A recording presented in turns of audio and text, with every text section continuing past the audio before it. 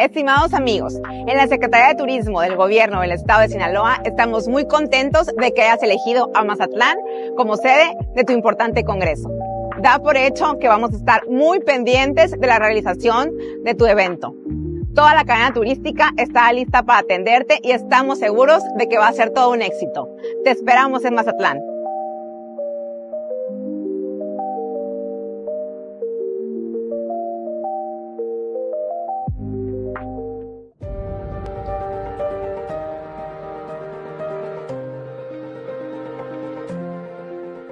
Hola, muy buenas noches. A nombre del Colegio de Medicina Interna de México, les damos la más cordial bienvenida a esta sesión de nuestra honorable institución. Reciban un saludo de nuestro presidente, el doctor Ramón Barrera Cruz, y tengo el placer de presentar y coordinar en conjunto con la doctora García Duarte la ponencia del día de hoy. Me honro en presentar al doctor Mateo Porres Aguilar. Él hizo la carrera de medicina en la Universidad La Salle de la Facultad Mexicana de Medicina aquí en la Ciudad de México. Su residencia la realizó en la Universidad de Texas, en donde ahí mismo se desempeña. En Texas Tech University en El Paso. Hizo un posgrado de trombosis clínica y cuidados de anticoagulación y enfoque en medicina clínica vascular en la Universidad de McGill en Montreal, Canadá. Su posición actual y sus áreas de interés es internista vascular, con principal énfasis en trombosis, cuidados de anticoagulación, antitrombóticos con enfoque en enfermedad venosa tromboembólica. Actualmente él es médico internista hospitalista académico en el Texas Tech University en El Paso, Texas. La ponencia del día de hoy se titula Tromboembolismo asociado a cáncer. Nuevos avances en anticoagulación con foco en inhibidores de los factores 11 y 11A.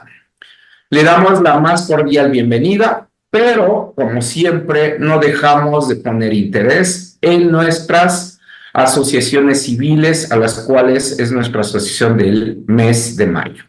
Muchas gracias al doctor Mateo Porres y a cada uno de ustedes por su presencia.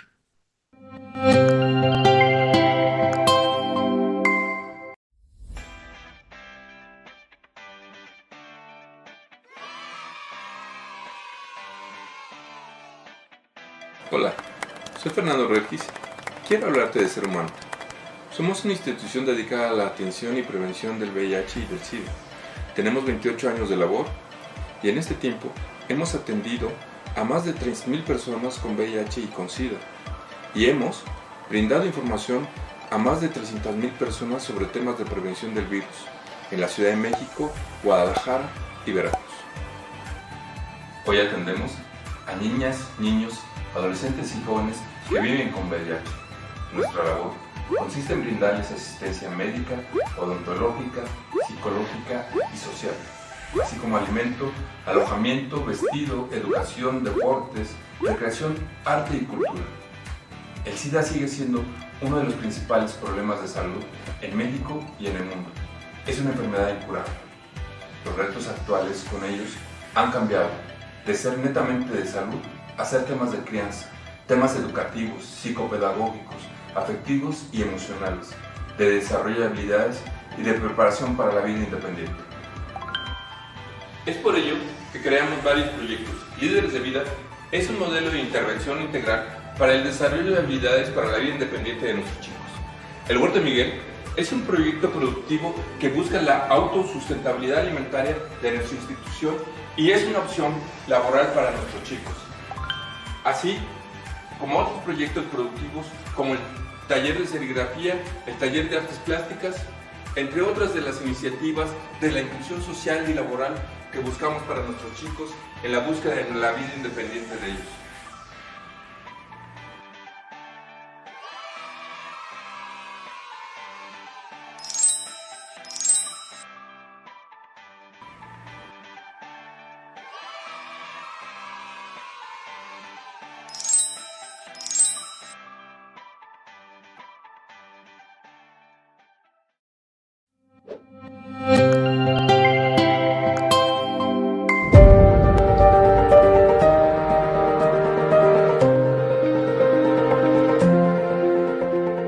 Buenas noches a todos, soy el doctor Mateo Porras Aguilar. El día de hoy se me encargó la tarea de hablar sobre un hot topic, un tema muy interesante en medicina vascular y trombosis, que es trombosbulismo asociado a cáncer, recientes avances en el tratamiento nuevo con moléculas antitrombóticas y anticoagulación nueva, con enfoque en los inhibidores del factor 11. Quisiera, antes de empezar mi plática, agradecer al comité educativo, al comité científico, la doctora Carla Rojas Bertis por la amable invitación, y al doctor Pedraza y a todo el equipo de trabajo del Colegio de Medicina Interna que hacen posible estas sesiones académicas mensuales de alta calidad y valor educativo. Soy el doctor Mateo Porras Aguilar, estoy en El Paso, Texas, soy internista, hospitalista y con una especialidad enfocada en medicina vascular y trombosis y cuidados de la anticoagulación en el adulto. Los estudios pivotales que ha habido en los últimos 5 a 7 años, pero lo más importante y logoroso de esta plática es poderme enfocar un poco en el rationale y en los nuevos moléculas antitrombóticas y anticoagulantes que han estado siendo investigados en los últimos 3 a 5 años en el landscape y en el escenario de la antitrombosis y en ellos, obviamente, el subgrupo de pacientes con tromboembolia venosa asociada a cáncer. Importantes epidemiológicos en tromboembolia venosa asociada a cáncer. Como sabemos, casi 1 de cada 5, de 20 a 25% de todos los pacientes con cáncer van a desarrollar en algún momento de su vida tromboembolia, ya sea arterial o venosa. El sitio del cáncer, el estadio del cáncer, la duración y la modalidad de tratamiento también están asociados como factores de riesgo importante en la incidencia y recurrencia de tromboembolia venosa asociada a cáncer. Y es importante saber que los porcentajes de recurrencia es extremadamente alto en pacientes, sobre todo cuando paran anticoagulación o si se decide en algún momento dado no tratar con anticoagulación, prácticamente hasta un 30% a 12 meses la recurrencia de cáncer es muy alta, 31.1% a 2 años, y hasta 35% a 5 años. Y como sabemos claramente, la tromboembolia venosa asociada a cáncer representa uno de los factores y una de las entidades más importantes de alta mortalidad, no asociada directamente oncológicamente hablando, sino también desde el punto de vista de oncología vascular, impactando la sobrevida en general de este tipo de pacientes. Entonces, poniendo en perspectiva, números que son impactantes para mí, ¿verdad? Muy altos, la recurrencia, sobre todo cuando no se decide tratar o se para el tratamiento o por alguna razón el paciente tiene que parar el tratamiento por alguna razón importante, sangrado, non-compliance, no adherencia. Sabemos desde 1937 ya prácticamente casi un centenario se generaron y se producieron las primeras heparinas en 1937. Alrededor de 1941 ya se empezó a usar la vitamina K, el descubrimiento de la vitamina K, y fue aprobado más o menos a fines del siglo pasado. En los 80s, la producción de las primeras heparinas de bajo peso molecular, dalteparina, enoxaparina, tinzaparina, etcétera, la cual sabemos que, es un inhibidor indirecto del factor 10, se aprobaron en 1993, aquí la que se usa más en Estados Unidos es enoxaparina. Posteriormente, ya a principios del 2000, el desarrollo de los primeros inhibidores orales del factor 2 activado, con argatroban y vivalirudin, que son moléculas intravenosas de infusión y bolo intravenoso, y posteriormente el desarrollo de gimelagatran y dabigatran ya a mediados del 2004-2005.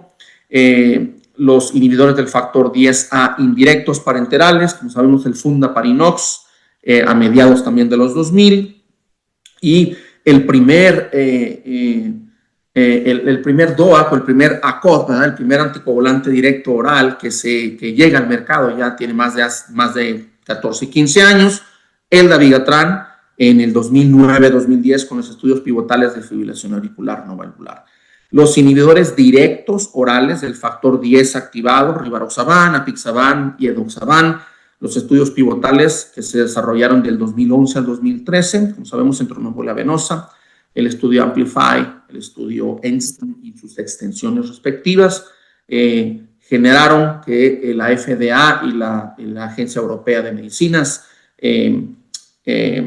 aprobaran estos medicamentos por ahí del 2014 y 2015. Entonces, prácticamente, pues tenemos unos 4 o 5 generaciones de anticoagulantes hasta el día de hoy aprobados por la FDA y hasta el día de hoy, pues estamos ya prácticamente estudiando los inhibidores del factor 11 como otra nueva generación de antitrombóticos, una alternativa muy interesante y muy versátil y muy importante a considerar como quinta o sexta generación de anticoagulación en estos. Han estado evolucionando en las últimas 2 décadas. Como ven aquí en esta gráfica del estudio Riete, que estudió de manera retrospectiva 17.271 pacientes, es importante cómo los patrones de prescripción y las preferencias del paciente, comparando, por ejemplo, heparinas de bajo peso molecular en los últimos 5 a 7 años ha ido hacia la baja, en comparación de, por ejemplo, se han prescrito más los DOACs o los ACOTs a comparación de otros antitrombóticos. Eso es importante porque el paciente, probablemente nosotros como clínicos, hemos adoptado más el uso de estos anticoagulantes orales directos a partir de los estudios pivotales que se han desarrollado en los últimos 5 años. Sin embargo, todavía hay metas que no se han cumplido en el manejo de anticoagulación. Bueno, siempre ha sido, los ACOS pues siempre han sido número 1 en nuestro patrón de prescripción como clínicos. Sin embargo, todavía y hasta el día de hoy tenemos todavía patrones en nuestra comunidad y en estudios observacionales también de corte, en la cual a veces vemos que hay problemas en el tipo de prescripción, a veces prescribimos mal los anticoagulantes, se indican mal o por la razón necesaria, o se da la dosis inadecuada, ya sea baja o alta, o hay subterapéutico o supraterapéutico y muchas veces generan problemas. Y aquí el problema principal es el sangrado. El sangrado es uno de los efectos secundarios severos que han ido al incremento no solamente a nivel de Estados Unidos, pero también a nivel global. En este estudio de Alison Burnett de la Universidad de Nuevo México, aquí podemos ver en la gráfica de la derecha cómo las visitas a la emergencia, a la sala de emergencias, cómo ha ido en aumento con los anticoagulantes orales, sobre todo directos, en las últimas del 2010 para acá, superando los efectos secundarios, por ejemplo, de antiplaquetarios, de antidiabéticos, la hipoglicemia, antibióticos,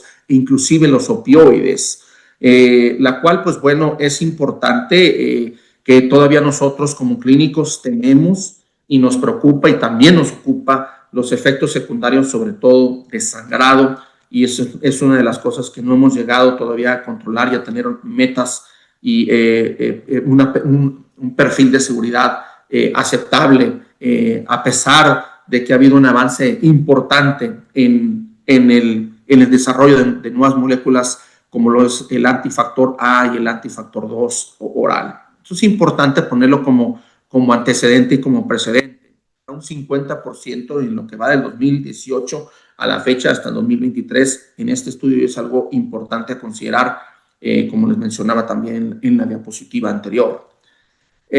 Las metas más específicas en la cual los actuales DOACs no han sido del todo muy eficaces o eficientes o seguros también, pues ha motivado a los investigadores a explorar nuevas moléculas como los inhibidores del factor 11. Por ejemplo, como les decía, el uso inapropiado o misuso de los patrones de prescripción, sobre todo en las dosis reducidas de DOACs, ha generado y disparado inquietud de investigar nuevas moléculas por ejemplo, en los investigadores, en los clínicos también. La tromboprofilaxis primaria, por ejemplo, en fibrilación, para la prevención de stroke, en fibrilación auricular, la anticoagulación en grupos selectos difíciles que también tienen un perfil de sangrado importante, como los pacientes, por ejemplo, con cirrosis, con enfermedad renal avanzada, en hemodiálisis. Bueno, en el caso también de tromboembolia venosa asociada de catéter, también ha sido importante como un grupo difícil, retador en cuanto a cuáles son las moléculas más seguras y eficaces. Y bueno, obviamente también sabemos que el dolor de cabeza de los ACOTS actuales es la prevención y el tratamiento de la trombosis de superficies artificiales, como es, por ejemplo, pues el síndrome de antifosfolípidos, los dispositivos intracardíacos, intravasculares, endovasculares, el ECMO, el LVAD, el ARVAD, etcétera, etcétera. Sabemos que los DOACs no han tenido han sido subóptimos en ese aspecto y bueno, claro, a largo plazo pues se prefiere las infusiones intravenosas de otro tipo de anticoagulantes, así como la cumarina. Y sabemos que la cumarina es el estándar de oro ahora para el tratamiento de síndrome antifosfolípido trombótico. Los DOACs es obviamente una contraindicación absoluta, bueno, relativa diría yo, para el manejo de esto, y ahí me incluyo yo las superficies artificiales. Bueno, el antecedente viene desde de estudios preclínicos con modelos murinos y también con modelos con primates, donde se hace deficiente. Hay estos modelos con deficiencia del factor 11, es decir, de hemofilia tipo C. Los estudios vienen de atrás, desde hace una década, más de una década, con deficiencia, con síndrome de Rosenthal o la enfermedad de Rosenthal, que es la hemofilia C. La hemofilia C normalmente se ha caracterizado por un perfil hemorrágico muy modesto, muy bajo, realmente no hay hemorragias espontáneas, y se ha demostrado de que estos pacientes tienen un factor protector y les confieren un factor protector contra eventos tromboembólicos, sobre todo tromboembolia venosa y stroke isquémico, cuando se hace deficientes estos pacientes. Y también se ha estudiado los tiempos de sangrado y algunos tiempos de coagulación, cuando se hace, por ejemplo, cuando hay un paciente o un modelo, cuando se hace deficiencia del factor 11, los sangrados son muy modestos, indicando que el factor 11 tiene un rol muy modesto y muy discreto y muy tenue en la hemostasia dentro del modelo celular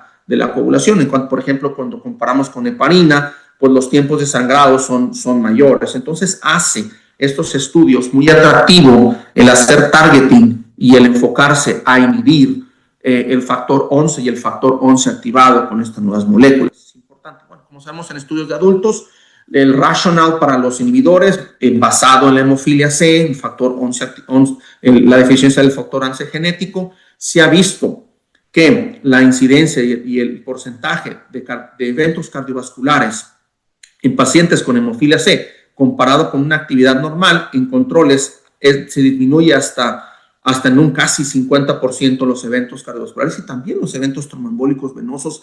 Es interesante cómo en los pacientes con hemofilia C confieren un factor protector al respecto y como les había mencionado antes, estos pacientes normalmente sangran después de un trauma, después de una cirugía. No hay sangrado tan severo espontáneo como en otro tipo de hemofilias. Entonces es importante tener eso como precedente también del por qué es el rationale de inhibir upstream o hacia arriba en la cascada de coagulación el factor 11 y el factor 11, cual la inhibición upstream, como les decía, del factor 12 y el factor 11 con estas moléculas que voy a hablar en un momento más, ha sido atractivo en este aspecto, ¿verdad? Por ejemplo, lo que tenemos ahora, que es la vía común, en la del 10 activado, pues tenemos nuestras moléculas RIVA, apixadoxaban, los inhibidores directos de la trombina orales y también intravenosos, argatroban, vivelorin, intravenosos, dabigatran oral, ha sido obviamente muy importante. Entonces la idea es la inhibición hacia arriba o diciendo más proximal o upstream de la cascada de coagulación, lo que ha motivado a los investigadores a seguir ahora en estudios fase 2 ya completados y en estudios fase 3 que les voy a mencionar. Dependiendo del mecanismo de acción que tengan, hay 4 grandes grupos de moléculas antitrombóticas inhibiendo el factor 11, los anticuerpos monoclonales, en la cual el más interesante hablar es el abelacimab.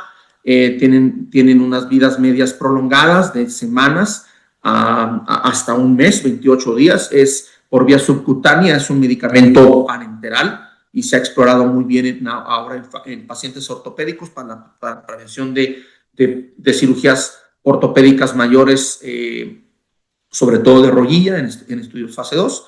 Las moléculas pequeñas, en las cuales asundexian y milvexian, son de vida media, obviamente, de 24 horas, tienen una mínima excreción renal y tienen también una excreción por el citocromo a nivel hepático.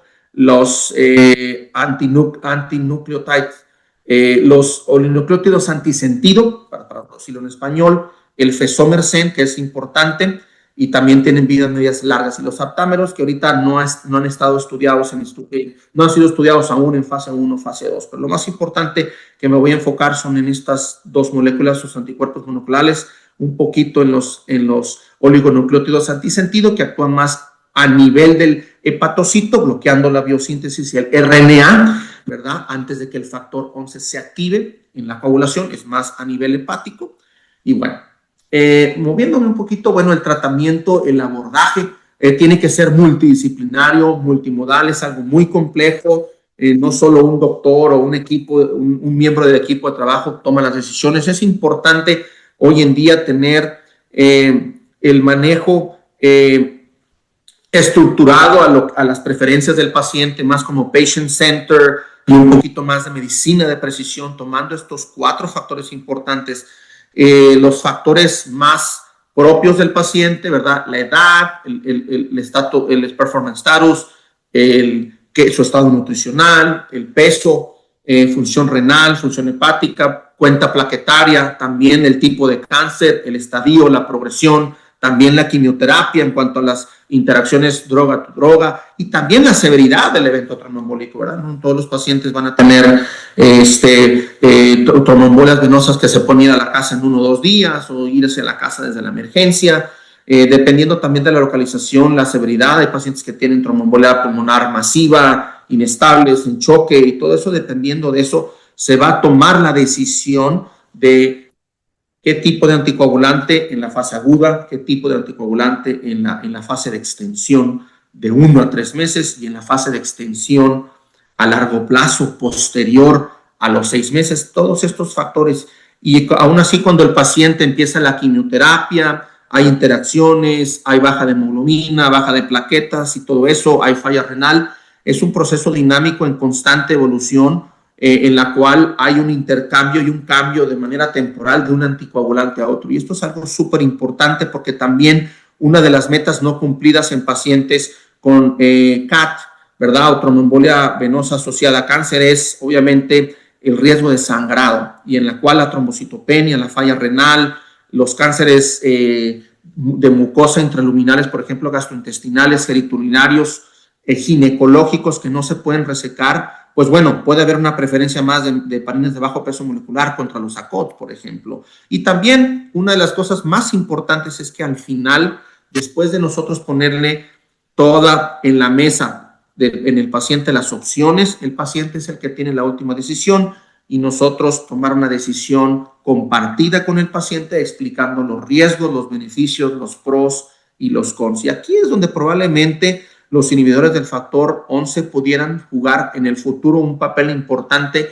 como una pieza más del rompecabezas en el armamentario de los anticoagulantes que hacen atractivo una seguridad mejor en la hemostasia, sin perder la eficacia, y ojalá que en el futuro se pueda demostrar que sean no inferiores.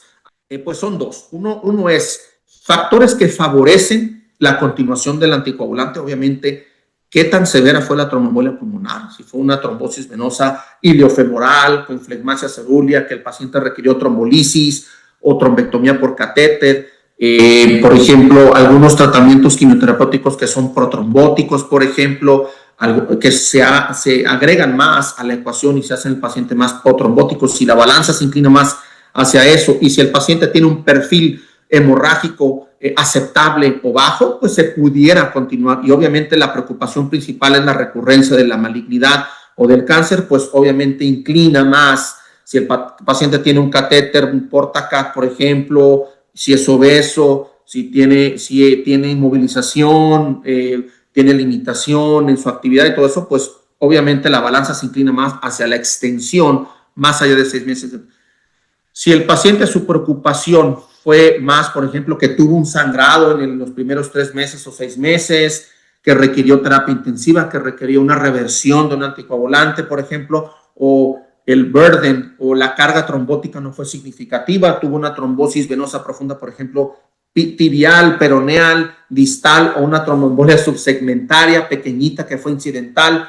Y aquí la principal cuestión es la recurrencia de sangrado, o el paciente tuvo un trauma psicosocial después de una admisión a la terapia intensiva por un sangrado mayor, pues obviamente nos vamos a inclinar a no extender el anticoagulante. Sin embargo, bueno, esto es algo bien difícil. Se necesitan obviamente darle tiempo al paciente, sentarse con el equipo multidisciplinario para ver otra vez la balanza de los pros y cons cuando se toman estas decisiones. Y también es importante, por ejemplo, si el evento tromboembólico fue altamente provocado, una cirugía abdominal, una cirugía ginecológica, pélvica y todo eso, pues a lo mejor no más de 3 meses de tratamiento anticoagulante. También el ISTH ha propuesto, si la situación está asociada a una recurrencia baja, como ya lo había mencionado en la diapositiva anterior, pues bueno, a lo mejor si el paciente cumple criterios de que ya está en remisión o se curó, ¿verdad? Y fue una cirugía oncológica curativa, a lo mejor no se necesita la extensión de tratamiento, ¿verdad? Y se consideraría suspensión del anticoagulante en un futuro. Si las situaciones persisten más allá de 3 o 6 meses y hay un alto riesgo de recurrencia, como ya les había mencionado en el punto de la diapositiva anterior, es importante obviamente considerar estas cuestiones y también la definición de lo que es un cáncer activo. Es una definición propuesta por el ICTH que se publicó en el 2010, si no me recuerdo, 2015, 2016, donde si el cáncer se consideran estos puntos, si el cáncer se considera activo, si no hay un tratamiento curativo, no hay una resección, por ejemplo, curativa, evidencia de que el tratamiento curativo no ha sido efectivo a pesar de dar terapia óptima máxima o con tratamiento actual o presente, pues es un paciente que se considera con cáncer activo, en el cual favorece la balanza hacia la extensión de anticoagulación en ese aspecto. Las áreas de desarrollo en los inhibidores del factor 11 y el factor 11A activado han sido múltiples en el escenario cardiovascular y en la arena cardiovascular, incluyendo síndromes coronarios agudos, como les menciona, la prevención de stroke en FA, la prevención de tromboembolia venosa en escenarios postoperatorios, sobre todo cirugía ortopédica mayor, prevención de tromboembolismo venoso en enfermedad renal avanzada, en prevención secundaria de stroke no cardioembólico y ahora pues obviamente lo que nos corresponde en tromboembolia venosa asociada a cáncer, en la cual pues los anticuerpos monoclonales que se han investigado más, el Sixomab y el Abelacimab han sido importantes. Es un estudio muy importante no es en relación a la arena de la tromboembolia venosa asociada a cáncer, pero se publicó el mes pasado y se presentó en el ACC en el 2025, en abril, el estudio Azalea-TIMI-1, en la cual exploró la seguridad. Es un estudio fase 2B con más de 1,287 pacientes que tuvo como objetivo primario la seguridad de Abelacimab, que es otra vez un anticuerpo monoclonal de vida media larga. Este fue el endpoint principal, ¿verdad? O los resultados principales. Eventos hemorrágicos mayores o no mayores clínicamente relevantes. Como pueden ver en esta gráfica, a comparación de Rivaroxaban 20 miligramos, incluyó pacientes con fibrilación auricular no valvular, como hay una reducción clínicamente, estadísticamente significativa. Usaron 2 dosis subcutáneas, Abelacimab 150, Abelacimab 90 miligramos, y con ambas dosis se obtuvo los resultados. Y también en cuanto a farmacodinamia y en cuanto a aspectos más farmacológicos en relación a esta molécula, hubo una reducción del factor 11 libre, 97% con el esquema de 90 miligramos y 99% con 105 isquémico. Cardioembólico, Abelacimab resultó en una marcada disminución en los niveles de factor 11 y también en menores eventos hemorrágicos clínicamente significativos, envolviendo a los mayores y los no mayores clínicamente relevantes. Importante.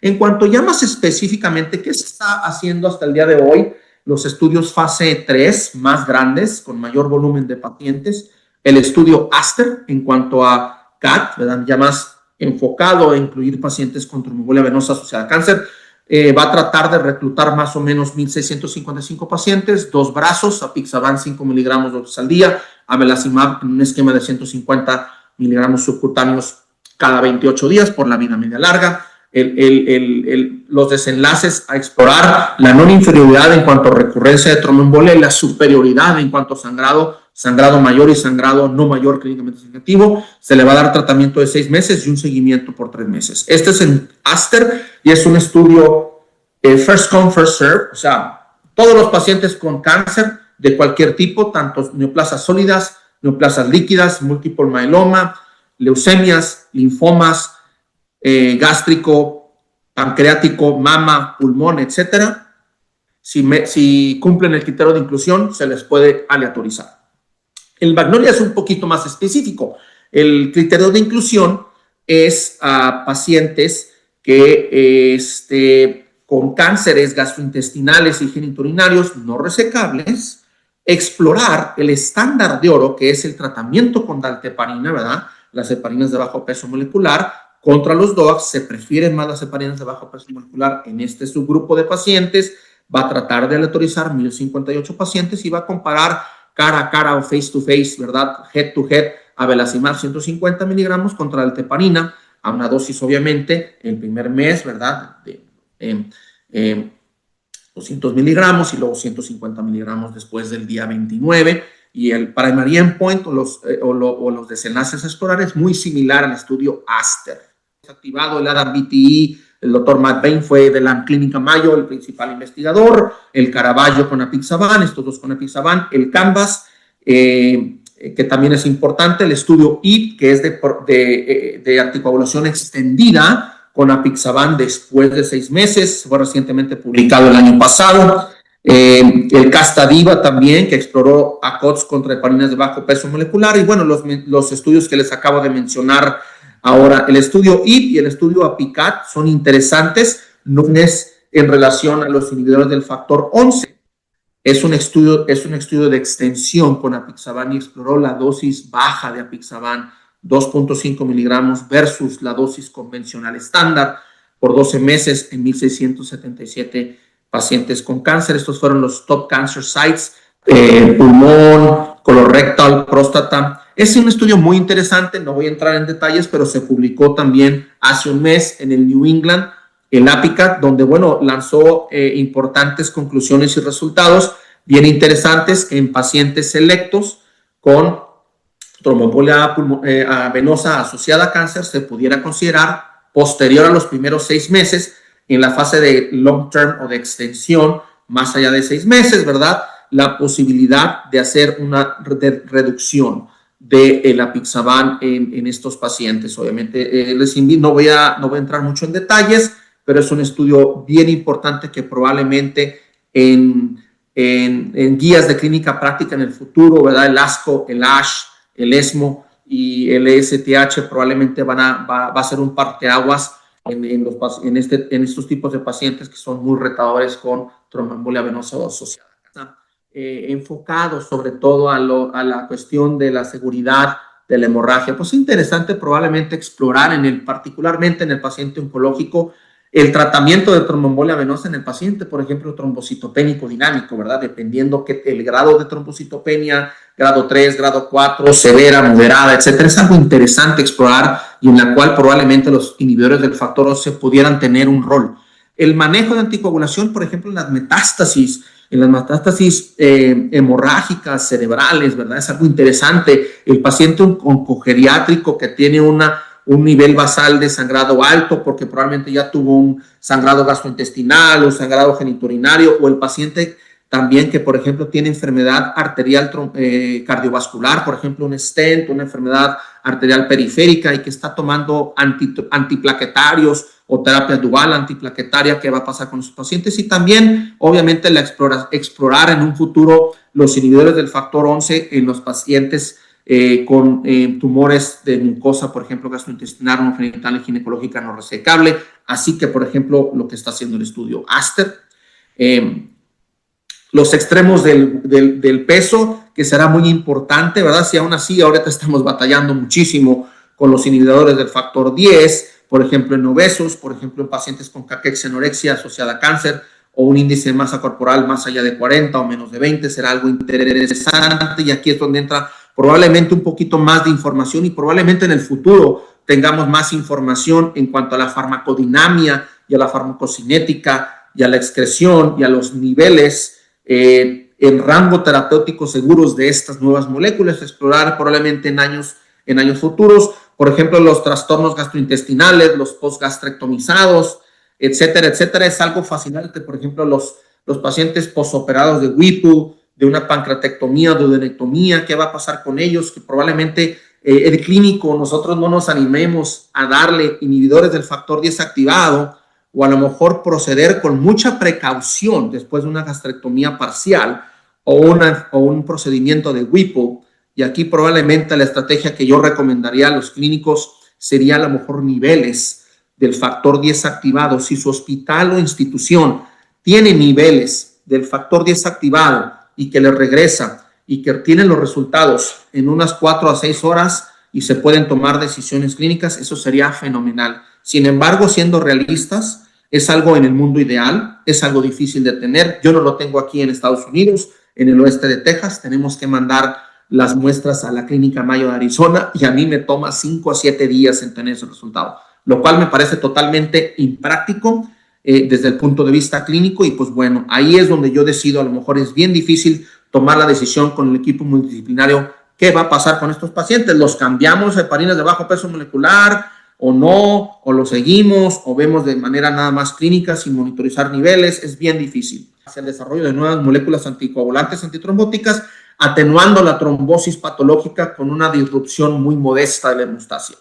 Los inhibidores del factor 11 siguieron unos perfiles de seguridad muy atractivos en estudios fase 2, como se los demostré en el Azalea Timido 71, ¿verdad?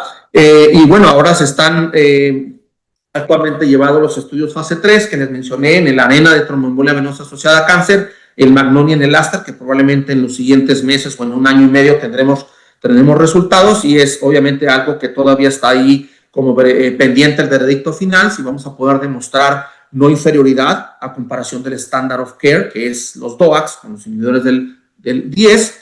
Y obviamente es importante, y un punto que quiero remarcar, que creo que yo es una de las cosas más importantes que quiero que se lleven como mensaje de la plática, es que los inhibidores del factor 11 nunca van a reemplazar el armamentario que tenemos el día de hoy con los inhibidores del factor 2 y los inhibidores del factor 10 activados. Sin embargo, es una pieza más en el rompecabezas complejo y lo que tenemos en el horizonte, en la cual pudiéramos encontrar nuevas indicaciones clínicas en el futuro, sobre todo en el subgrupo de pacientes que no toleran y que no, a lo mejor en un futuro no pudieran ser candidatos ideales a los DOACs o los ACOTs que tenemos de manera en la actualidad. Y con esto que viene en primero, es algo muy importante, como les mencionaba, es patient center, es más medicina de precisión y hacer un poquito de arte cuando no tenemos los elementos necesarios y las herramientas necesarias. A veces se tiene que tomar de manera individualizada. Y con esto quisiera despedirme, quisiera agradecer y me pongo a la orden para la sesión de preguntas y respuestas. Ahí está mi correo electrónico y otra vez, muchísimas gracias por su atención. Ha sido un gran placer estar con ustedes el día de hoy. Gracias, buenas noches.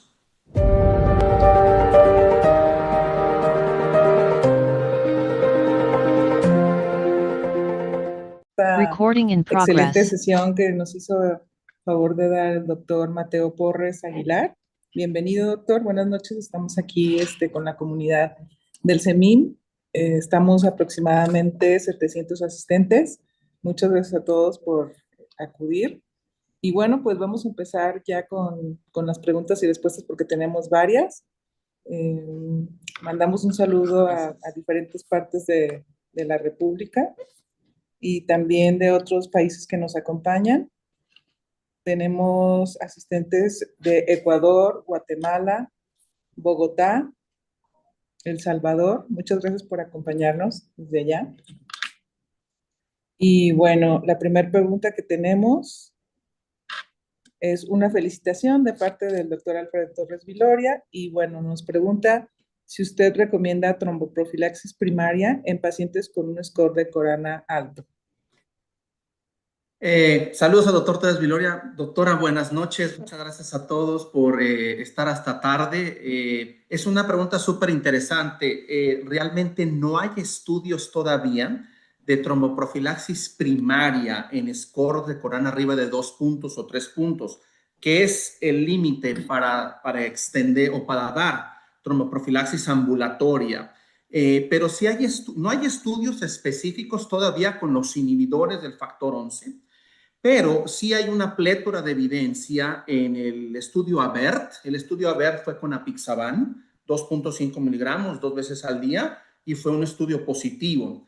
Y el estudio Cassini usó rivaroxaban 10 miligramos una vez al día. Por lo tanto, la evidencia de las guías clínicas de ASH, ASCO y también la europea de oncología sí recomiendan en pacientes con scores de Corana altos, dar tromboprofilaxis ambulatoria, por supuesto. Es algo súper importante. Es en la arena ya afuera que se evalúa, no tanto en el inpatient, pero sí en la clínica. Y sí es algo súper importante que se nos olvida a nosotros los clínicos. Muy buena pregunta. Muchas gracias, doctor Mateo. Pues bueno, seguimos con las felicitaciones. Le mandan saludos desde Teucitlán, Puebla, desde La Paz, Baja California Sur, desde la Ciudad de México, la Ciudad de Monterrey, de la Universidad Juárez Autónoma de Tabasco. Y bueno, tenemos la siguiente pregunta. ¿Cuál sería el mejor tratamiento anticoagulante a elegir y por cuánto tiempo en el caso de trombosis pulmonar no masiva asociada a cáncer de mama, sin datos de actividad oncológica? Y nos saludan desde Aguascalientes. Es una pregunta del doctor Óscar Alberto Ábalos. Ahí sería yo creo que muy importante considerar, por ejemplo, si hubo también factores provocados. Es una tromboembolia pulmonar, por ejemplo, en el cual el paciente no está hipóxico, es una carga trombótica leve, segmentaria, subsegmentaria, y también es importante ver el estadio del cáncer. También si el paciente, por ejemplo, se le hizo una mastectomía y luego también algún tratamiento, por ejemplo, quimioterapéutico o citorreducción y está en remisión, yo lo que recomendaría es, pues a lo mejor dar un tratamiento de 3 a 6 meses, no más, y con un inhibidor oral del factor 10 activado. La mejor evidencia para eso, lo que ahorita la FDA está aprobada, ¿verdad? De aquí en América, en Sudamérica y América del Norte, es el estudio Caraballo. El estudio Caraballo fue un parteaguas porque rompió paradigmas con el uso de apixaban de dosis terapéuticas de tromboembolia pulmonar y tromboembolia venosa, trombosis venosa profunda, perdón. Entonces, la mejor evidencia que tenemos, hay 2 estudios muy buenos en los cuales se recomienda el uso de este específico ACOT, que es apixa. ¿Por qué? Porque tuvo muy buena eficacia, no inferioridad y tuvo muy buen perfil de seguridad. El estudio es Caraballo, se publicó creo que es por ahí de hace 3 o 4 años, el grupo italiano, y el otro es el ADAM-BTE, que también fue el estudio de la clínica Mayo. Pero bueno, es lo que yo recomendaría, y a lo mejor depende de los factores dinámicos que haya después de 3 a 6 meses. Si es un cáncer activo, yo creo que a lo mejor el equipo interdisciplinario o multidisciplinario, sentarse con el paciente en la clínica y otra vez valorar los pros y contras. A lo mejor, si por ejemplo fue una embolia o un evento trombótico altamente provocado después de una cirugía, donde al paciente a lo mejor no se le dio tromboprofilaxis en el hospital, pues a lo mejor no es necesario extender el tratamiento, pero si tiene otros factores agregados, factores de riesgo también, la quimioterapia, el tipo de quimioterapéutico, hay algunas quimios que son más protrombóticas que otras, entonces se pudiera ajustar en la balanza. Desafortunadamente no hay un score todavía validado para tomar en cuenta la extensión del tratamiento de los 6 meses, algo que todavía es algo de las cuestiones enigmáticas y es que están todavía sin resolver en esta arena de la tromboembolia venosa asociada a cáncer. El que se usa por ahí es el RIETE y el score de Ottawa, pero no han sido todavía prospectivamente validados. Pues Muchas gracias, doctor Mateo. Y bueno, seguimos con bastantes felicitaciones para usted. Le envían saludos la doctora Olga Lidia Vera, Carolina Sánchez, Alejandra Pereira, etcétera. Muchas felicitaciones por su ponencia, que fue excelente. Y bueno, nuestra siguiente pregunta, perdón, es ¿cuál es la dosis para tromboprofilaxis? Dice que algunas revisiones indican 1 miligramo kilo día, otras ponen una dosis general para todos de 40 miligramos por día, hablando de enoxaparina. Y bueno, no es justo el tema, pero si nos puede comentar. Claro, claro. Es súper importante porque muchas veces se nos olvida tomar en cuenta, por ejemplo, la función renal del paciente y el peso. Muchas veces tenemos a los pacientes obesos, ¿verdad? Que a lo mejor se admiten por una falla cardíaca descompensada, o se operan de una cadera, o se operan de una rodilla, por ejemplo, por osteoartritis. Es importante tomar en cuenta, no dar automáticamente 30, 40 miligramos. Hay que tomar en cuenta el índice de masa corporal, hay que tomar en cuenta los kilogramos.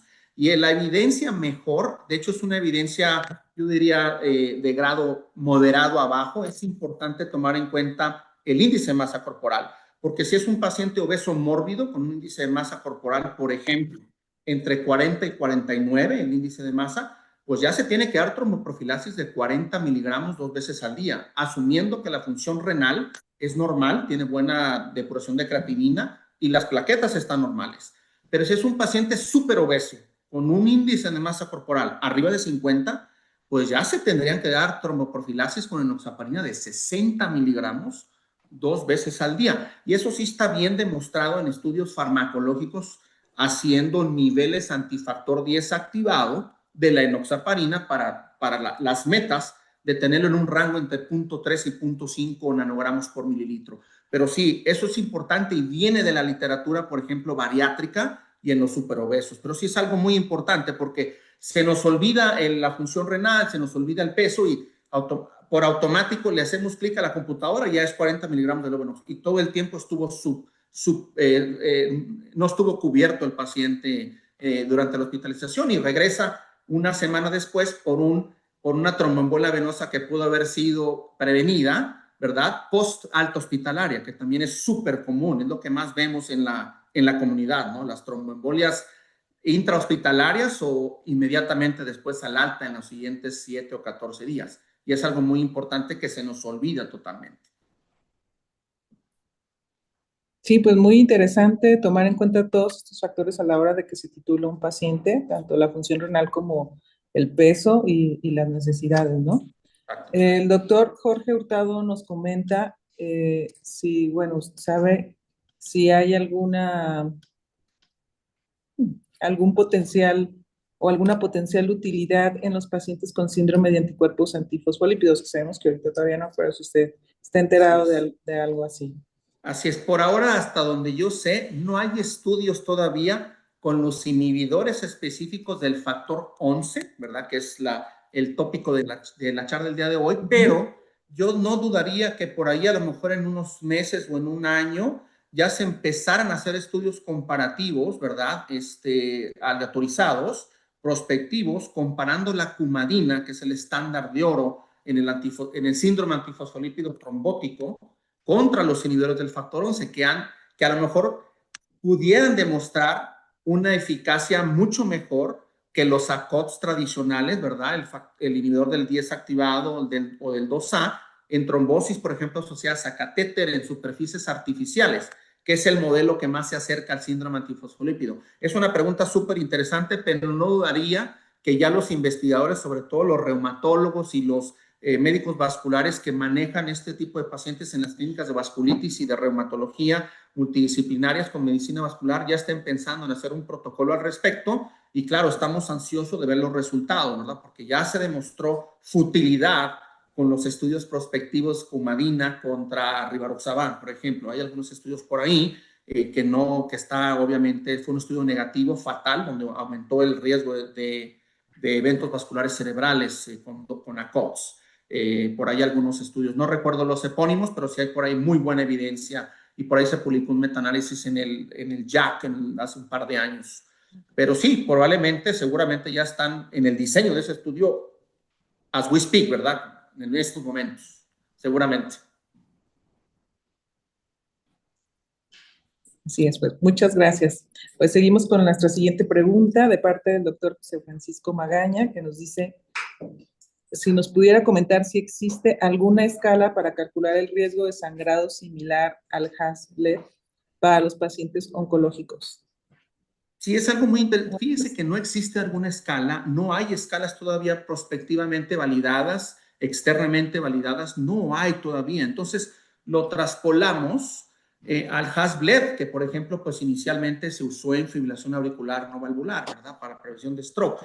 La que yo uso personalmente en el hospital, cuando estamos haciendo las rondas, me gusta la escala de VTE Bleed, que es la escala japonesa, y también me gusta usar la del Riete, por ejemplo, la de VTE Riete y la de VTE. Y hay otra nueva que se llama CAT Bleed Score. Son muy similares, están bien estudiadas, pero no están todavía externamente validadas, ¿verdad? Entonces, tenemos nuestras limitaciones. Muchas veces tenemos que individualizar caso a caso, escenario a escenario, dependiendo de las características únicas del paciente, ¿verdad? Sobre todo si, por ejemplo, tienen falla renal crónica estadio 3, si están tomando también algunos otros antiagregantes plaquetarios por alguna otra indicación cardiovascular, les pusieron un stent, tienen enfermedad arterial periférica, en fin, todos esos factores aumentan a la ecuación compleja, pero realmente para contestar la pregunta no hay todavía una escala validada, pero probablemente en los siguientes años pudiera desarrollarse alguna, ¿verdad? No lo hay todavía, es lo que tenemos por ahora. Ok, muchas gracias, doctor. Pues continuamos con felicitaciones y saludos para usted de parte del doctor Alejandro Cárdenas, Alejo Roberto, César Augusto Vega. Lo felicitan por su excelente exposición. Y bueno, nuestra siguiente pregunta la hace la doctora Clotilde Guadalupe Ramírez y nos pregunta si será mejor utilizar en el paciente con cáncer hepático estos nuevos anticuerpos monoclonales en caso de alto riesgo de sangrado. Una pregunta súper importante. Se nos viene a la mente los pacientes cirróticos, ¿no? O sea, obviamente los cirróticos hepatópatas que tienen hepatocarcinoma y que a lo mejor, y para agregarle complejidad, a lo mejor la pregunta es que tuvieron una trombosis de la porta, no tumoral, blanda. Si tuvieran una trombosis asociada a cáncer, por ejemplo, hepatocarcinoma, una trombosis mesentérica de la vena superior mesentérica o con extensión a vena porta, yo creo que abre la puerta a explorar este tipo de moléculas, ¿verdad? Porque también son pacientes de alto riesgo de sangrado, ¿verdad? O sea, sobre todo la cirrosis en estadio C y estadio B, sabemos que tenemos muchas limitaciones con los ACOTS actuales, ¿no? Hay por ahí algunos estudios prospectivos con Rivaroxaban, el grupo italiano de Walter Ageno y de Cecilia Beccatini, por ahí publicaron un estudio prospectivo de un brazo común. Pero sí, definitivamente abre la puerta también en este subtipo de pacientes específico con hepatoma o hepatocarcinoma que a lo mejor tienen un historial de una tromboembolia venosa en un lugar inusual, como en este caso visceral. Me parece importante, claro, explorar en la arena de la trombosis esplácnica asociada a cirrosis y cáncer. Eso es algo que no hay para mí hasta donde yo sé estudios, pero probablemente por ahí vengan en los siguientes 2 a 3 años porque es un subtipo de pacientes oncológicos muy difíciles de manejar y muy retadores por el riesgo de sangrado muy alto que tienen también. Varices esofágicas, hipertensión portal, ascitis, etcétera, invasión de tumor, en fin, ¿verdad? Riesgo de hematoma subcapsular, etcétera, invasión endovascular. Muchas veces tenemos que suspender el anticoagulante cuando sangran de manera excesiva, ¿no? Con un sangrado mayor que pone en riesgo la vida, ¿no? Un sangrado, una hemorragia de tubo digestivo, por ejemplo, mayor, son dificilísimos de manejar. No hay una respuesta adecuada, pero probablemente habrá estudios en el futuro de eso también. Muchas gracias, doctor. Bueno, pues continuando con nuestra sesión de preguntas y respuestas, tenemos una de redes que nos dice ¿cuánto tiempo se debe de extender la terapia anticoagulante con los inhibidores del factor 10 activado en caso de tratarse de una trombosis extensa asociada a cáncer? Claro, hay muy buena evidencia por ahí. De hecho, se publicaron 2 estudios recientes en cuanto a la extensión de anticoagulación más allá de los 6 meses. Se inicia la fase aguda, la fase de extensión inmediata, que son de 3 a 6 meses. Después de 6 meses, hay un estudio muy importante que es el estudio APICAT, que creo que lo mencioné por ahí en una de mis diapositivas. No es en referencia a los inhibidores del 11, pero sí se demostró que después de 6 meses, dosis bajas de apixaban 2.5 miligramos 2 veces al día fueron no inferiores en cuanto a recurrencias tromboembólicas y fueron muy seguras, porque sí hubo una disminución en el sangrado clínicamente significativo mayor y no mayor. Entonces, la mejor evidencia que tenemos es el estudio APICAT, que se acaba de publicar hace un mes y medio en el New England, el estudio francés. Isabel Maje fue la primera coautora del estudio y es una muy buena evidencia. El otro estudio que tiene un menor número de pacientes es el estudio EVE, que es el de la clínica Mayo. El doctor Robert McBain incluyó 380 pacientes y también tuvo un resultado muy similar al grupo francés, al grupo europeo, que fue el grupo europeo el que publicó el APICAT. Pero sí, definitivamente ya hay nueva evidencia y probablemente en las siguientes guías clínicas oncológicas o del American Society of Hematology o del ESMO, probablemente ya vengan a cambiar esas guías en base a estos dos estudios importantes pivotales que tuvimos en 2024 y 2025. Pero sí, definitivamente, si es un paciente, otra vez, con un riesgo aceptable hemorrágico, pero un perfil trombótico con una carga trombótica alta, por ejemplo, una tromboembolia submasiva, hipóxica, que necesitó trombolisis a dosis intermedias de alteplase, estuvo en la terapia intensiva, en riesgo de desarrollar hipertensión pulmonar tromboembólica crónica, probablemente habrá que extenderle el anticoagulante si no sangró en ese periodo de tiempo. Pero bueno, otra vez, yo creo que aquí el arte de la medicina, cada paciente es diferente, son tonos o matices grises a veces, no es blanco y negro. Entonces, otra vez, la individualización, no es fácil tomar la decisión unilateral, es más que nada atacarla por diferentes flancos, de manera frontal con diversos especialistas, incluyendo nosotros y el equipo oncológico, y al final el paciente pues, es el que tiene la decisión de continuar un anticoagulante, ¿verdad? Poniéndole los riesgos de recurrencia contra los riesgos de sangrado. Así es, evaluar los factores de cada paciente, ¿verdad? Exactamente. Bueno, pues continuamos con nuestras preguntas, doctor Torres, Porres, que hay sí, varias. Hay varias, claro, ok. Sí, así se puede, adelante, pues, claro, hace tiempo. El doctor Edgar Pantaleón nos pregunta si en un paciente con cáncer de colon que mientras está en tratamiento sufre embolia pulmonar, ¿cuál sería el tratamiento más adecuado que usted recomendaría? Muy importante la pregunta. Depende. Si es un cáncer de colon no resecable, que ya está en estadio a lo mejor 3B y que el cirujano oncológico colorectal lo consideró un candidato pobre a resección, ¿verdad? A resección, colectomía o hemicolectomía.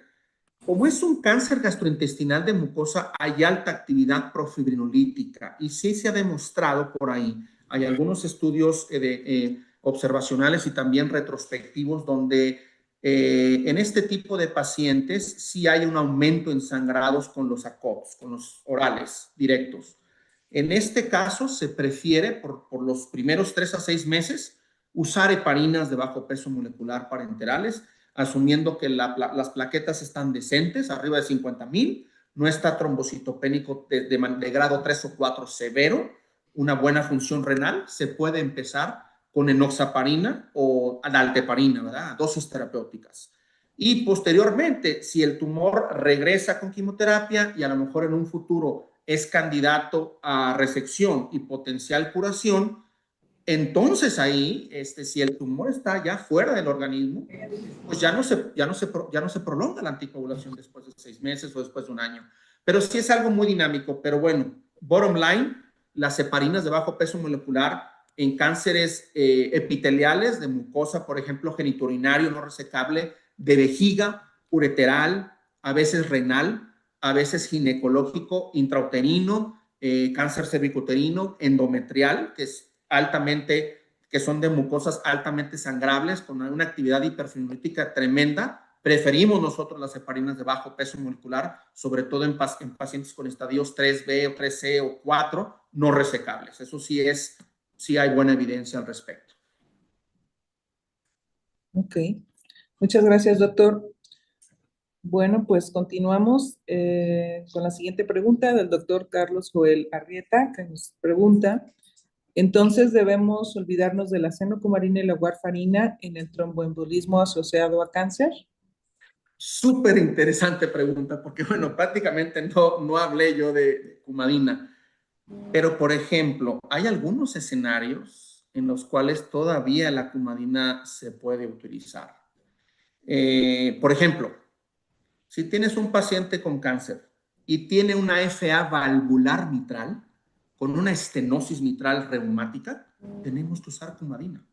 No podemos dar heparina de bajo peso molecular, pero también una segunda opción son los acenocumarínicos. O, por ejemplo, un paciente valvular de recambio valvular mecánico metálico, con una válvula antigua, o una válvula bileaflet, por ejemplo, mecánica metálica, no hay de otra, se tiene que usar acenocumarina. Dependiendo de las características únicas del paciente, a veces se evitan otro tipo de anticoagulantes. Otro escenario, por ejemplo, que se me ocurre, que el paciente con cáncer y que tiene una historia previa de HIT, que tiene una historia previa de trombocitopenia asociada a heparina trombótica y tuvo una trombosis venosa profunda. Esos pacientes tradicionalmente se tratan con acenocumarínicos y con inhibidores del factor 2 activado parenterales, porque no se les puede dar heparinas. Y también se pueden considerar DOACs, por ejemplo, ACOTS, pero la cumadina, estos medicamentos, para ser claros, no vienen a reemplazar los anticoagulantes más viejitos, obviamente las heparinas, ni de los anti-10A, ni los anti-2A, ni tampoco las acenocumarínicas. Entonces, dependiendo del escenario clínico y las características en la historia clínica del paciente, todavía la acenocumarina se considera la tercera elección en tromboembolia venosa asociada a cáncer. Todo dependerá también de las comorbilidades o de la historia trombótica o de la historia vascular que un paciente pueda tener. Todavía tenemos pacientes en cumadina y en acenocumarol, en las clínicas de cumadina aquí en Estados Unidos con cáncer todavía y les va bien, o sea, les va bien. Tienen unas recurrencias también aceptables, aunque sé que los estudios pivotales sí aumentan el riesgo de recurrencia a comparación de las heparinas de bajo peso molecular. En los estudios iniciales, el CLOT, por ejemplo, y el CAT en el 2004. Pero sí, obviamente, si no hay de otra, es mejor que nada. Es mejor que no dar nada. Sí, claro, y tomando como bien nos ha dicho, pues todas las comorbilidades y los estados agregados de los pacientes, ¿no? O sea, como se dice, sí, no hay como una receta exacta, no, sino tomar en cuenta todo el entorno y todas las condiciones clínicas presentes. Y bueno, continuamos con las felicitaciones de parte del doctor Miguel Ángel Buerrostro de Wet. Lo manda a felicitar y bueno, que excelente conferencia. Y nos pregunta si existe algún beneficio de las biopsias líquidas para estratificar el riesgo de tromboembolismo venoso para guiar la anticoagulación en pacientes con cáncer. Ok, a ver si entendí bien la pregunta, es biopsia líquida, Sí. No sé si puede ser un poquito más específico. ¿Se refiere a algún marcador proinflamatorio, por ejemplo? O, bueno, hasta donde yo sé, sí hay algunos marcadores proinflamatorios, por ejemplo, asociados a cáncer, por ejemplo, la netosis o algunas interleuquinas proinflamatorias y el dímero D, para poder tomar decisiones también. Yo creo que son herramientas que pueden complementar la decisión clínica de qué tan agresivos podemos ser con el tratamiento antitrombótico o anticoagulante, hasta donde yo sé. Entonces, a mí no sé yo de alguna biopsia líquida como tal, pero sí de algunos marcadores que a lo mejor se han por ahí estudiado. Digo, no soy oncólogo molecular ni nada, pero sí he escuchado por ahí de las podofilinas y de las metaloproteinasas que la célula maligna puede generar, y la trombina y el factor tisular, ¿verdad? Como marcadores pronóstico también, a lo mejor, de recurrencias. A mí me gusta mucho usar el dímero D. Si el dímero D obviamente está alto también después de 3 a 6 meses, y no estoy seguro si el score de Ottawa lo incluye o otros scores para recurrencia, pero a mí me ha resultado bien, porque si tienen dímeros D altos, me gusta prolongar la anticoagulación, ¿verdad? Si la balanza se inclina hacia eso, y es algo pues muy obtensible, barato de obtener, y el resultado llega rapidísimo, ¿no? Entonces menos de 2 horas. Pero sí, la verdad no tengo ningún conocimiento de algún tipo de biopsia líquida para la estratificación de riesgo, pero sí de algunos otros marcadores proinflamatorios, protrombóticos tumorales, a lo mejor sí pudieran ser de utilidad. Sí, nos agrega el doctor Miguel Ángel que se trata de biopsias líquidas con DNA tumoral circulante en la sangre o otros líquidos corporales de acuerdo al cáncer del paciente. Claro, y ahí yo creo que las netosis entran mucho, porque las netosis son redes de DNA proinflamatorias con generación de metaloproteinasas de interleuquinas 6, 1, 12 y 10, ¿verdad? Entonces yo creo que sí es importante, claro que están bien estudiadas a nivel molecular, y eso también, no sé si en la práctica clínica se obtenga, o es algo que tenemos que mandar. Por ejemplo, aquí en mi hospital no tenemos esa tecnología, a lo mejor en algunos otros centros de tercer nivel, centros oncológicos más grandes, ¿verdad? Cleveland Clinic, Mayo Clinic, Stanford, UCLA, se pueden mandar ese tipo de muestras para que nos dé mayor información, como por ejemplo algunos factores también genéticos o algunos marcadores poligénicos, en fin, que nos pudiera orientar también al tratamiento antitrombótico, al tratamiento anticoagulante. Me parece muy interesante también, muy interesante, muy buena la pregunta, pero no tengo una respuesta así súper concisa a dar, ¿verdad? Y no tengo la experiencia, la verdad. Sí, yo creo que también es cuestión quizá de tiempo que encuentren un poco de más aplicaciones al estar estudiando el DNA de los pacientes. Creo que se utiliza ahorita bastante en cáncer en los cánceres que se ha probado, pues cáncer de mama, de pulmón y de colon. Entonces, me imagino que con el tiempo van a aportar más datos de lo que ahora nos dan, que es como respecto más bien a diagnóstico y mutaciones y eso, ¿no? Y seguramente podrán después encontrar algo ligado al riesgo tromboembólico de cada paciente, exactamente. Claro, por supuesto. Bueno, lo menciona, pero sí es como tecnología muy avanzada, en mi hospital tampoco existe. Así es. Sí, así es. Bueno, pues aquí continuando, el doctor Julio Manuel Rincón nos pregunta, ¿cada cuándo tendría que evaluar el INR en mujeres con consumo de warfarina y anticonceptivos? ¿Alguna recomendación? Anticonceptivos, ok. Ese es motivo de otra plática, pero bueno, si la paciente está tomando anticonceptivos orales por años, bueno, dependiendo de la indicación de la warfarina, no sé si aparte, porque como tal, anticoncepción oral, y si es una persona que no tiene otros factores de riesgo asociados, bueno, no sé en qué contexto clínico esté tomando la cumadina, pero pues por estándar de la clínica de Comodina, dependiendo del evento tromboembólico, ¿verdad? O si es una paciente que a lo mejor tiene antifosfolípido primario o secundario al lupus, pues entonces el INR ya la intensidad terapéutica cambia, ¿verdad? Si es de 2.5 a 3.5. Y bueno, dependiendo de que si está en ventana terapéutica o está en TTR, que le llamamos aquí, o en rango terapéutico en porcentaje, pues dependiendo, a veces las citamos a los pacientes a 1 mes, a 2 meses, pero si está subterapéutico, las traemos prácticamente cada semana. Pero bueno, dependiendo del contexto clínico, cuál es la indicación de la cumadina y si el paciente está tomando anticoncepción oral y si el evento trombótico puede estar relacionado a también otro factor de riesgo asociado a anticonceptivos orales, ahí probablemente involucraría yo al ginecólogo para ver otras opciones de anticoncepción que no sean a lo mejor orales, si el paciente tiene un alto riesgo tromboembólico, un alto perfil tromboembólico. Yo creo que es algo difícil dependiendo del contexto clínico y los otros factores de riesgo a considerar, ¿verdad? Pero sí, o sea, es estándar dependiendo del INR, si es de una intensidad intermedia, si es una baja intensidad o una alta intensidad del INR, 2 a 3 intermedia, 2.5 a 3.5 alta intensidad, o una baja intensidad de cumarínicos, 1.5 a 2.5, dependiendo los rangos, es cada cuánto los traemos a la clínica de Comodina. Hay pacientes que no se nos olvida educarlos de la dieta, baja en vitamina K, baja en vegetales verdes, por ejemplo, y comen a diario vegetales verdes. Entonces, bueno, ahí nos faltó a lo mejor la educación al paciente, volvernos a sentar para llevarlas a un rango terapéutico adecuado, no a las metas adecuadas. A cosas tan sencillas pueden hacer la gran diferencia después. Así es. Bueno, pues tenemos, parece ya una última pregunta en la que, bueno, nos dicen si los inhibidores del factor 10 activados se deben de titular con la edad y con la tasa de filtrado glomerular.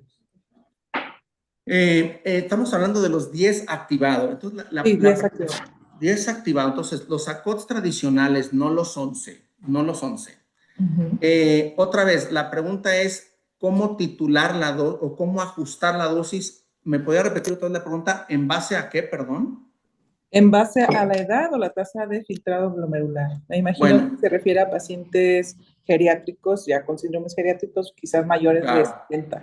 Bueno, dependiendo la indicación por la cual el paciente está tomando DOACs o ACOTS. Si tienen un paciente que tiene fibrilación auricular no valvular y cumple con el criterio de una dosis reducida, por ejemplo, de anticoagulantes con apixaban o rivaroxaban, se toman en cuenta 3 factores: edad arriba de 80 años, el peso abajo de 60 kilogramos y el filtrado glomerular o falla renal, ¿verdad?, que esté abajo de 50 o 55.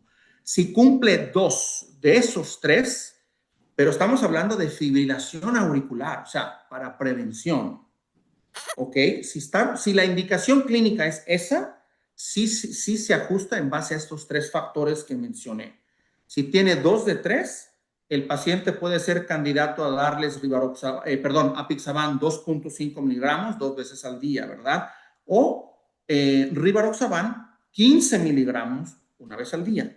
A veces se dan 10 miligramos una vez al día. Y aquí es donde entra una de las recomendaciones que a lo mejor yo pudiera hacer. Si el paciente tiene falla renal, estadio 4 o estadio 3B o ya 5, que esté listo para hacerle terapia de reemplazo renal, a mí me gusta medir los niveles del anti-10 activado específico para ACOTS, o sea, específico para apixaban o específico para rivaroxaban, porque eso me va a dar una idea más objetiva de los niveles, si están supraterapéuticos o subterapéuticos. Ahora, en tromboembolia pulmonar o en el agudo, un trombo agudo, ¿verdad?, trombosis venosa profunda, tromboembolia pulmonar, no se puede utilizar no hay realmente buena evidencia y no hay una recomendación por las guías internacionales de hacer una dosis baja de anticoagulantes, porque si no, al paciente no lo vamos a tratar. Los estudios pivotales se hicieron 10 miligramos, por ejemplo, para apixaban, el estudio Amplify. La manera en que la metodología lo generó fue dar 10 miligramos 2 veces al día por 7 días y luego 5 miligramos 2 veces al día por 3 a 6 meses. Y el estudio Einstein, la manera en que se diseñó el estudio es el rivaroxaban 15 miligramos 2 veces por día por 3 semanas y luego 20 miligramos. O sea, en tromboembolia pulmonar y en tromboembolia venosa es más difícil. No se puede dar dosis bajas porque estamos haciendo al paciente subterapéutico y tenemos alto riesgo de que recurra en 30 días, 60 días o 90 días. Desafortunadamente no hay buena evidencia en tromboembolia venosa, la verdad. Pero uno de los tips, si tienen a la mano en su laboratorio reactivos para medir antifactor 10 activado específico para los ACOTS y llegan en 12 horas, 8 horas o 6 horas o en 24 horas todavía, úsenlos, porque es una buena herramienta que nos va a ayudar a la toma de decisiones. Sabemos si el paciente está supraterapéutico, subterapéutico no, o si le podemos dar una dosis reducida. Y claro, también la tasa de filtrado glomerular también importa en ese aspecto. Pero sí, es una pregunta súper interesante, ¿verdad? La verdad, aquí en mi hospital no tengo yo anti-10 activado. Lo tenemos que mandar a la clínica Mayo de Arizona y tarda 5 días. Es totalmente impráctico porque el paciente está hospitalizado y si el paciente está sangrando, por ejemplo, y quiero ver si el paciente o no tomó el medicamento y sangró, o tomó el medicamento, triplicó la dosis y sangró, quiero ver los niveles. Hoy en día, por ahí, los canadienses y algunas instituciones por ahí en Chicago, el doctor Alfonso Tafur, en la Universidad de Chicago, están validando prospectivamente una medición capilar del factor 10 activado, así como las glucometrías, donde tenemos los resultados en 5 minutos.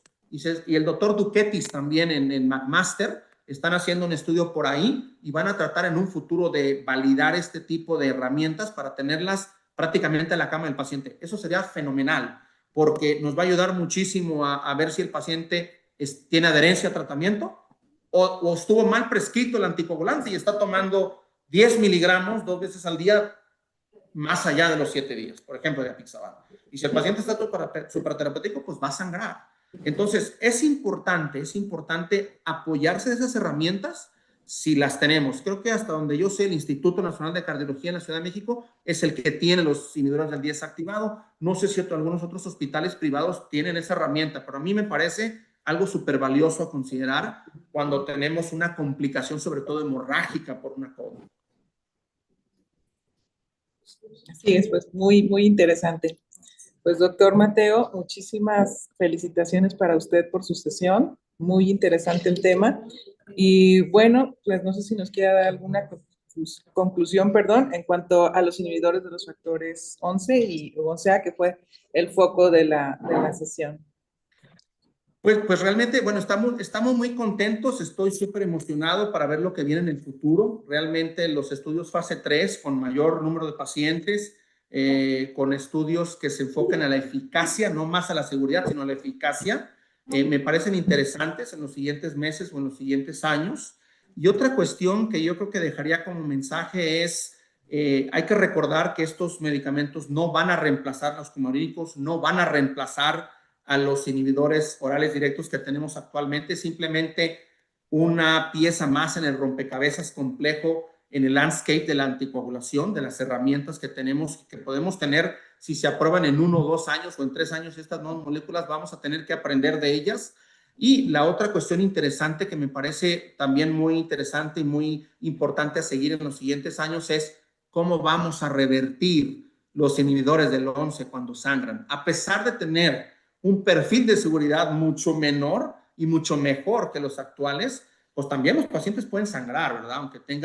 Aunque tengan deficiencia artificial del 11, ¿verdad? Por inhibidor del medicamento, van a sangrar. Entonces yo creo que me parece muy interesante qué viene en el futuro de los protocolos que vamos a tener en cuanto a la reversión específica, no específica o algún antídoto para estas nuevas moléculas, porque si de por sí ya tenemos demasiado en el plato con los inhibidores del 10 activado y no sabemos cómo y cuándo revertir los inhibidores del 10A, todavía tenemos más tarea en el futuro. O sea, está creciendo y avanzando tremendamente este campo. Entonces, a mí me parece muy interesante lo que se viene a publicarse y a presentarse en los siguientes congresos en los siguientes 2 años. Entonces, ahora sí que como las series de Netflix, capítulo 2 y 3, y a seguirle, porque vienen más cosas y probablemente estos medicamentos puedan estar aprobados por la FDA para el 2027, si tenemos los estudios positivos, y habrá que aprender de ellos. Sí, así es, sin duda una herramienta más en este tema y en este tipo de patologías. Y pues sí, vienen a sumar y nos tocará aprender más. Y pues, cosas interesantes. Así es. O puedo estar diciendo las mentiras del futuro, doctora, si no se aprueban, a lo mejor regresamos otra vez a los convencionales, ¿verdad? O sea, a ver qué va a pasar en los siguientes años. Pues sí, esperemos que con el perfil de mayor seguridad que presentan, pues sí sean aprobados y pronto los estemos utilizando como, les digo, como una herramienta más. Y claro, bueno, pues una herramienta más. Muchas felicitaciones, doctor. Gracias, doctora. Una excelente sesión. Muchísimas gracias por habernos acompañado. Y bueno, en nombre del doctor Ramón Barrera, presidente de nuestro colegio, del vicepresidente, el doctor Carlos Lenin, que se disculpa por no poder haber continuado con la coordinación, Me da mucho gusto haber estado aquí con ustedes y con todos los que nos acompañan de todo el interior de la República, de otros países. Muchísimas gracias, doctor Mateo. Bienvenido siempre a nuestro colegio y esperemos que no sea la única vez que lo veamos por acá. Gracias, doctora, muy amable. Muchas gracias y bueno, damos por terminada nuestra sesión del día de hoy. Buenas noches. Gracias, buenas noches. Que descansen. Hasta luego. Hasta luego. Gracias.